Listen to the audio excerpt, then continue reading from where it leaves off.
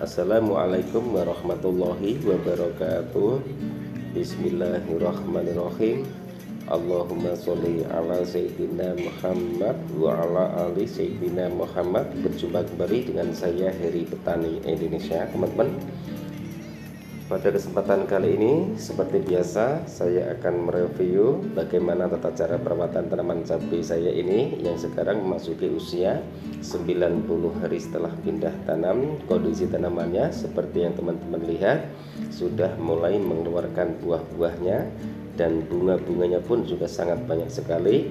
Daunnya hijau, kemudian tanamannya satupun tidak ada yang terkena layu fusarium. Walaupun saya menanam tanaman cabenya ini di lahan kebun ataupun di pekarangan rumah, teman-teman, karena ini adalah tanah kapling ataupun tanah perumahan yang belum dibangun. Maka dari itu saya manfaatkan untuk bercocok tanam tanaman cabai. Sebenarnya tanaman cabai ini adalah hasil tumpang sari dengan tanaman semangka, teman-teman, dan hasil tanaman semangkanya teman-teman bisa lihat di video-video kami sebelumnya.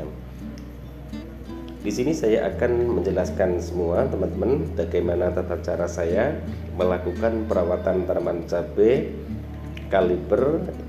Kemudian yang sampingnya lagi adalah tanaman cabai ori 212. Perlu diketahui, teman-teman, untuk melakukan ataupun budidaya tanaman cabai harus siap, harus rajin, harus yakin. Itu modal awal untuk budidaya tanaman cabai. Kemudian proses lahan sedemikian rupa ataupun segembur mungkin, kemudian taburkan pupuk kandang untuk dasarannya. Setelah itu kapur dolomit. Jika teman-teman ingin menggunakan pupuk kimia, bisa juga ditambah dengan ZA, SP36, kemudian Ponska yang biasa, teman-teman.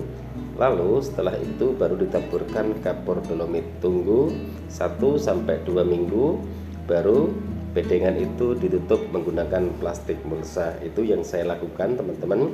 Yang kedua adalah cari varietas benih yang tahan virus. Lakukan penyemaian benih itu di media potre, ataupun teman-teman bisa melakukan penyemaian secara langsung, secara massal, yaitu tanpa menggunakan potre ataupun menggunakan polybag kecil. Kemudian setelah 45 hari bibit tanaman cabai itu baru dilakukan pindah tanam. Teman-teman usahakan pindah tanam itu sudah memasuki daun ke-7. Kenapa saya bilang ataupun saya menganjurkan daun ke-7? Agar setelah pindah di lahan yang terbuka tadi, bibit cabai tersebut sudah bisa beradaptasi dengan cuaca yang sangat panas sekali. Setelah itu baru ditunggu 10 hari setelah pindah tanam. Lihat tanaman cabai di siang hari. Jika di siang hari itu tanaman sudah tidak ada yang layu, baru dilakukan pemupukan pertama. Pupuk yang pertama ini saya jelaskan semua, teman-teman. Cari pupuk yang sangat gampang saja, yaitu menggunakan NPK 1616. Teman-teman juga bisa menggunakan NPK Cap Tawon dengan dosis 20 liter air, 150 gram untuk pengocorannya. Satu pohonnya dikocor 100 ml air, teman-teman. Kemudian pemupukan yang kedua adalah di usia tanaman cabai 20 hari setelah pindah tanam dengan pupuk yang sama, dengan dosis yang sama. 30 hari setelah pindah tanam dengan dosis yang sama ataupun pupuk yang sama. Ini saran buat teman-teman semua. Tapi kalau saya sendiri adalah asam humat power soil, kemudian saya tambahkan O3 warna merah. Di sini saya ingin menjelaskan semua, jadi teman-teman tidak takut untuk menggunakan pupuk NPK.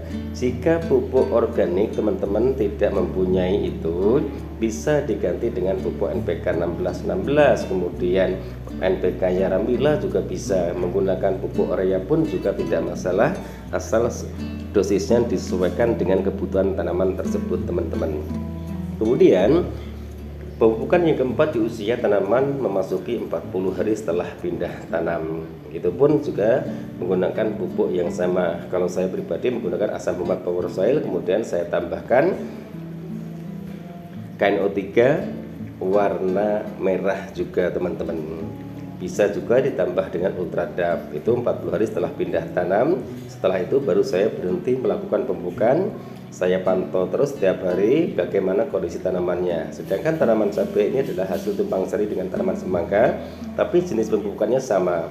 Saya tidak membedakan antara tanaman semangkanya dan juga tanaman cabai. Pupuknya sama karena satu lubang itu untuk dua tanaman. Kemudian setelah itu lakukan penyempraian menggunakan fungisida. Usahakan untuk penyempraian pertama itu menggunakan fungisida cover WP teman-teman dengan dosis 2 sendok makan untuk 16 liter. Bisa teman-teman tambahkan Vitaron SL, tujuannya untuk membenahi sel-sel daun jika tanaman cabai nanti terserang keriting ataupun terserang kutu kebul. Kemudian langkah yang kedua, jarak 5 hari kemudian berikan insektisida. Insektisida teman-teman tidak harus menggunakan Abasel, menggunakan Alika dengan harga yang mahal. Teman-teman bisa cari insektisida dengan harga yang sangat murah. Cari yang paling murah dulu, kemudian bahan aktifnya ditanyakan. Cari insektisida yang berbahan aktif abamectin. Kemudian dosisnya teman-teman, untuk 16 liter air saya menggunakan 2 sendok makan. Kemudian saya tambahkan dengan Morden Full teman-teman dengan dosis 1 tutup kemasan Morden Full. Kemudian jarak 5 hari lagi dilakukan penyempraian menggunakan fungisida. Kalau saya menggunakan Beyond M dengan dosis 2 sendok makan, kemudian saya tambahkan dengan Vitaron SL dan juga saya tambah dengan Morden Full kembali dengan dosis yang sama teman-teman, 1 tutup botol kemasan tersebut. Di saat usia tanaman cabai sudah memasuki 60 hari setelah pindah tanam, baru saya lakukan pemupukan lagi teman-teman dengan menggunakan yaitu pupuk asam humat power soil. Kemudian saya tambahkan pupuk KNO3 warna merah. Saya tambahkan lagi fungisida Benasep yang berbahan aktif mancozeb teman-teman dengan cara pengocoran. Setelah itu saya diamkan kembali sampai tanaman cabai itu memasuki masa generatif. Di saat tanaman cabai ini memasuki masa generatif, saya melakukan penyempraian lagi menggunakan fungisida Beyond M. Kemudian saya tambahkan Kalinet.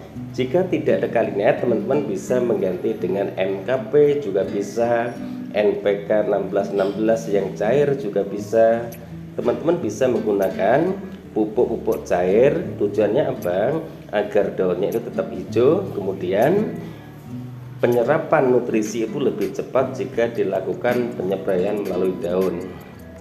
Setelah itu saya diamkan lagi, dan setelah tanaman semangkanya sudah saya lakukan pemetikan, baru saya lakukan pemupukan kembali yaitu dengan menggunakan pupuk asam humat power soil. Kemudian saya tambahkan KNO3 warna putih dengan dosis asam humat power soilnya saya menggunakan 5 sendok makan. KNO3 warna putih saya kasih 200 gram untuk 20 liter. Pengocorannya tetap sama 100 ml air di lubang pemupukan ataupun di lubang yang berbeda, jangan di bawah pohonnya teman-teman, takutnya nanti mengenai batang akar karena menggunakan pupuk kimia. Setelah itu saya sudah tidak melakukan penyempraian lagi. Kita kontrol terus tanamannya, selalu dicek di bawah daunnya itu ada tanda-tanda kutu kebul, ada tanda-tanda trip dan tungul tidak teman-teman.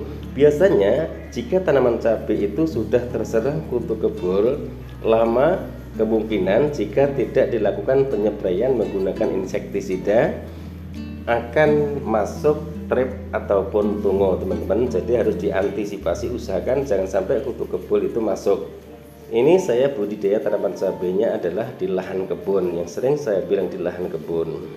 Kemudian selalu kontrol terus setelah tanaman cabai ini memasuki buah yang ketujuh. Dalam arti apa? Buah pertama di huruf Y yang pertama, buah kedua di huruf Y yang ketiga, buah ketiga di huruf Y yang ketiga juga. Karena huruf Y itu kanan kirinya mempunyai huruf Y lagi. Jadi intinya seperti itu. Baru dilakukan penyempraian menggunakan Kalinet. Itu saja teman-teman saya lakukan.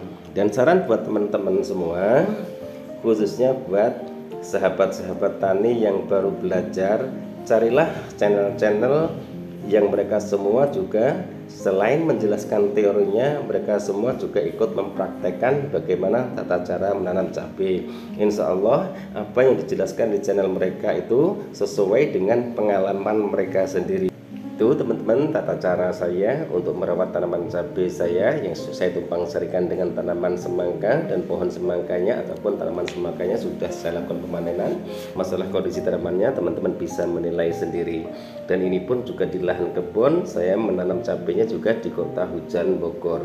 Jadi setiap di lingkungan ini adalah samping-sampingnya itu rumah. Jadi saya mengurangi bahan-bahan kimia. Tujuannya apa? Karena misalnya kayak kurakron itu baunya menyengat sekali, otomatis akan mengganggu lingkungan. Mungkin hanya ini teman-teman yang bisa saya jelaskan dalam video saya kali ini. Mohon maaf jika ada salah-salah kata. Wabillahi taufik walhidayah. Wassalamualaikum warahmatullahi wabarakatuh. Salam sukses buat Anda, salam sukses buat para petani di seluruh Indonesia.